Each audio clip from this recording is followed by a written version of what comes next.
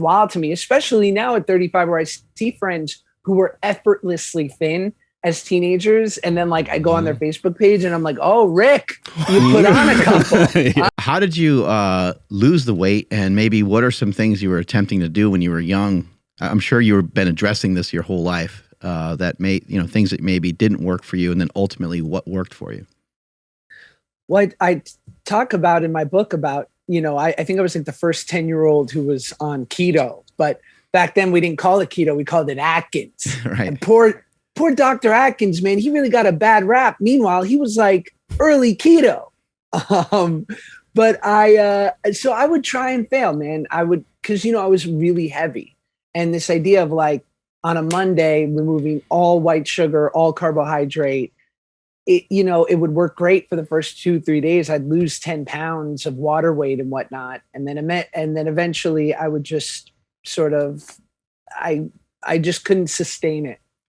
And so when I was 17 and I decided that I would finally sort of do it, I just made small sort of changes on a regular basis. And I had no framework. I got buddies now who like put on some weight, but they were athletes in high school. So even with like this big dad bod belly of theirs, they can you can just see in their movements, there's something inherently athletic.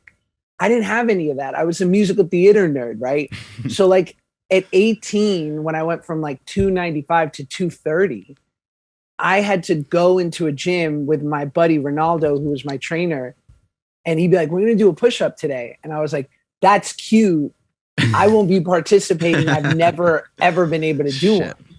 And he was like, no, we're going to do it. You're going to do it from your knees. And that's how we're going to start. And I was like, I can't do that either.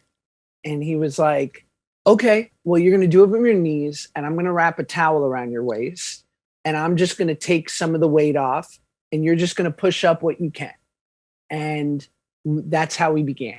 And then it became, I could do one from my knees and then eventually one from my toes, and then started to string them together. And same thing with pull-ups, with like a resistance band that probably gave me 100 pounds of help. So inevitably it was just grit. And that's what made me fall in love with like really basic, hard body weight workouts, because I was like, this was an impossibility for me. And now I feel like so proud, because I feel like a lot of the world can't do a strict pull-up. So every time my chin goes above the bar, I'm like, yes, this one's for 15-year-old Josh. No. So ultimately, diet-wise, like what was it specifically? You mentioned those small incremental changes. That's what we talk about here on this show all the time, is finding those small incremental changes that you can implement and that are sustainable. So what were the things that you implemented that made the big changes? I think it's something I still do to this day. I mean, in the beginning, I really tried to remove sugars and carbohydrates for the most part, but still, like, I remember there was a middle ground. I was at a diner with my buddy in Queens, in New York, when I was 17, starting to lose weight.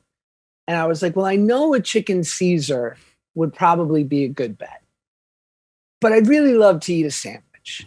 But if I do a chicken Caesar wrap, maybe I'm going to get a little bit of what I want while also sort of sacrificing some caloric sort of stuff here. Because the wrap, it can't be that, calorically dense. And it was just slowly starting to make those smart choices. And even to this day, I don't know how you guys are. I mean, you guys are really pros, so it's probably a different approach. But like for me, I'm eyeballing calories every day. Mm-hmm. And I'm just basically like, okay, I need 2,500 calories to sustain life. And then if I can work out and, maybe burn an extra 500 calories. So I'm playing with about 3,000 calories. And if I can come in at a deficit, I'm in good shape. Power Project family, how's it going? Now on this podcast, Mark, Andrew, and I, we talk about fasting a lot. We talk about the ketogenic diet and a lot of different types of diets. But Bubs Naturals has a product. They have the collagen protein, which is amazing. They have these apple cider vinegar gummies, which are like crack, but they have they have these MCT oil powder packets that I've never used to do this, but in the morning I'll wake up and I'll put it in coffee, and the smoothness, number one, in terms of the mixing, is amazing, but the consistency of my energy through the day because of the MCT oil powder is peak. Andrew, How's your experience with it? Yeah, no, that's exactly it. It's like the best way to start the day. You're satiated, you're energized, and you're just ready to crush the day. So if you guys want to get in on this MCT oil powder, head over to bubsnaturals.com and at checkout, enter promo code Power Project to save 20% off your entire order. Again, Bubs Naturals, promo code Power Project to save 20% off. Links to them down in the description as well as the podcast show notes. Yeah, man, like it's you nailed it. Like we don't track our calories. I used to do that maybe 6 or 7 years ago, and it taught me a bit about food, but I don't do that anymore. Like I eyeball everything just like you eyeball everything, and I'll eat sushi, I'll eat pizza, I'll eat these foods, but there's this thing in the back of my head that's like, okay, just don't go crazy with it, because I love to fucking eat. Like, a little bit of like invisible tracking. Like it's being tracked where it's accounted for. We see it, we know what we're doing. But we're not writing it down. We're not putting it into an app. Yeah, and for a lot of people, that becomes somewhat obsessive. And it what you mentioned as far as sustainability, it's a very interesting thing, because it's like everybody needs to. It seems that initially when you were doing everything, I don't know if maybe you were tracking and you were being very incessant about what you're eating, but over time you figured out where you could loosen the reins for yourself, and you were like, having a fucking wrap on a chicken thing is not a big deal, which it's not. But what I'm curious for you is like, you mentioned, because most people when they get on a diet, they're super restrictive. They try to change so many things at once, and it turns into something that they're not able to be successful with in the long run. So for you, what was your process in the beginning and maybe in the middle to where you are now? Because I'd assume that there are certain habits and things within your lifestyle that are different from when you were younger, when you were having issues with food and exercise and your weight.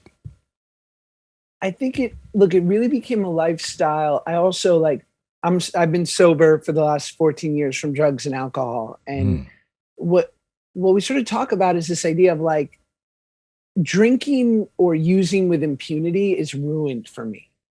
Now that doesn't hold me back, right? Like certainly there's that addictive quality that if I did dip my foot back in there, I certainly, a monster would be unleashed.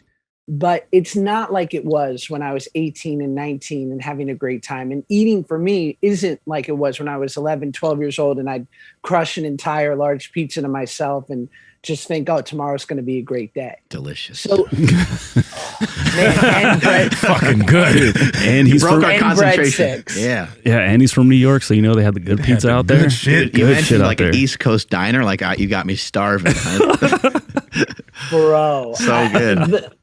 And there, you like if you went to McDonald's, like you had a burger fries course, but you also had to have like a nuggets course. You know what I'm saying? Like well-rounded. The food pyramid. I don't want to trigger anyone listening. But yeah, so basically like at 17 and now today at 35, like it was like winning through surrender. There's no intuitive eating for me. My intuition tells me to crush a whole pizza.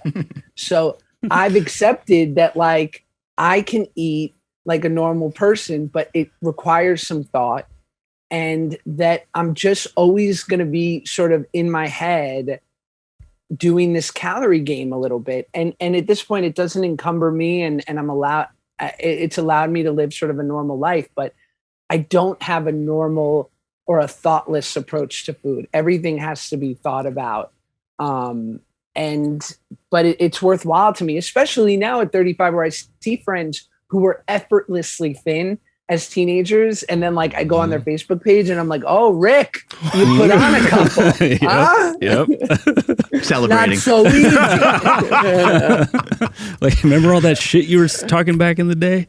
Oh, right. gosh. So Power Project family, I hope you enjoyed this clip. We are on Discord and Reddit. We're trying to talk to you guys and build a community down there. So the links are in the bio. But remember, like, comment, subscribe, share this out with people so you can share the wealth of health. As cheesy as that fucking sounds.